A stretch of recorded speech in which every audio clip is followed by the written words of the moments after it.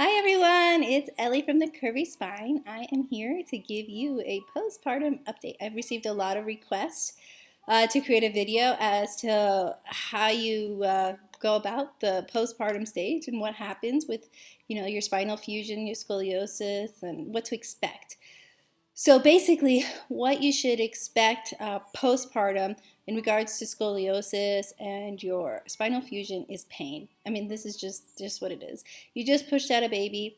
It's strenuous. Like the first time I had a baby, my son, it was horrible. Like I felt like I had just ran a marathon and I wasn't physically prepared to run a marathon.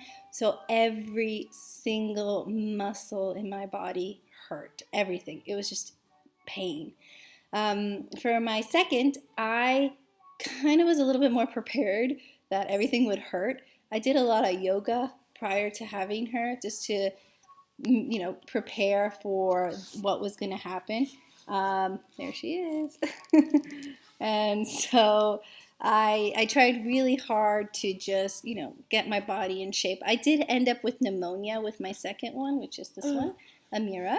And so that kind of prevented me from actually working out, the last couple of months. So I wasn't really able to do as much as I wanted to at the end, my last trimester. But I did do a lot prior to the last trimester, and I think it really helped. With Lucas, I did walk a lot, but it's not the same as actually doing like muscle training in order to prepare for the birthing process and the postpartum, which is, your body has to recover from just kind of giving birth, and everything hurts, like your back, your muscles, your legs, everything. You don't know what just happened to you. So that's right after. But the biggest struggle that I found postpartum was breastfeeding. And that's because I fell asleep about 90% of the time breastfeeding, sitting down. So, it would be like, this motion, your neck right here, oh, my shoulders, all of it. It was just, I had to have so many pillows in the back of me just to kind of support. I would sit on a pillow. I had pillows in the back. I had like a neck pillow so that I could kind of lean my head back in case I fell asleep sitting down, which happened all the time. So this is the thing that I think is the biggest struggle after you have the baby is just breastfeeding. Not because it's that challenging to actually breastfeed. It did take me a little bit to get Lucas, my first, to latch. But once that happened, it was just the sitting at night. I can't really breastfeed laying down too well because you have to kind of curve your body in a situation. And it's not so comfortable to lie on my side. So, and as a newborn, the baby isn't able to really latch on so well when you're lying on the side. So you have to really do a lot in order to lie down and breastfeed, which wasn't happening so well for me. So I had to sit up and breastfeed my son and my daughter. Now that they're older, well, my son is 2.5. I don't breastfeed him anymore, but I breastfeed my daughter who's 14 months, and she just figures it out. I mean, she was able to figure it out very early, like 7 months. I was able to lie down, and she found her way and was able to breastfeed. So not all babies are the same. And then, so because I had her help me and, she did her part to find the milk, I was able to lie down and kind of sleep peacefully. But if that doesn't happen, if, the baby isn't able to do their part, you have to sit, or at least I had to sit. Oh, and it was a struggle. It was really not so easy to do. And that just caused a lot of pain. And even to this day, sometimes I still have to sit up because she kind of wants me to hold her like that. So I'll sit up and then I wake up just horrible pain. So that's the biggest struggle postpartum is definitely the breastfeeding if you're gonna breastfeed. I also chose to baby wear.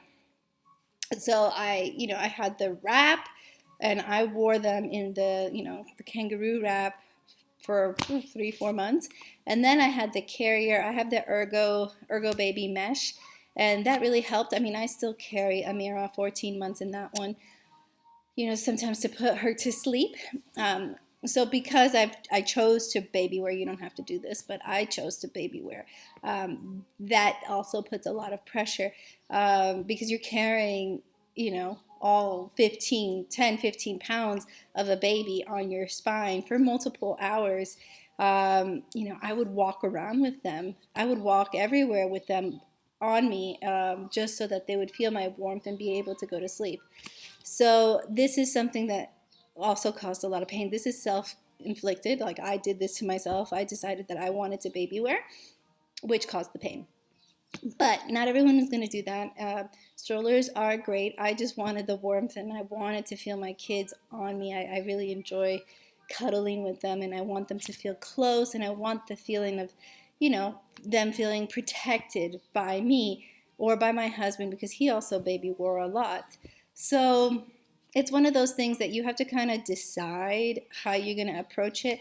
And if your back pain is just really, really, really bad, you may not want to go that route, and you might want to decide alternative means to doing this. Like you can, do the stroller, or you can just bottle feed. I bottle feed the kids as well, and I started bottle feeding them at 6 months each, but they decided that they both didn't like bottle feeding as much, and it still was just different. It was they still wanted breast milk and then they wanted the bottle. So I don't know what what actually works. So those are my 2 cents. Breastfeeding's the hardest. It causes so much pain on your back, your shoulders, your neck, your hips. You're gonna be stiff. It's incredibly painful, but it's also super rewarding. So it's one of those things. Like, do you do it because it's like you get this amazing connection, knowing that you have to sacrifice yourself and be in a lot of pain? So it's something that you have to kind of weigh and decide what's best for you. And then there's the baby wearing that I decided to do, which also caused a tremendous amount of pain. Um, so it's up to you what you decide to do. If you have any other specific questions, just let me know. Otherwise, I'll see you guys soon.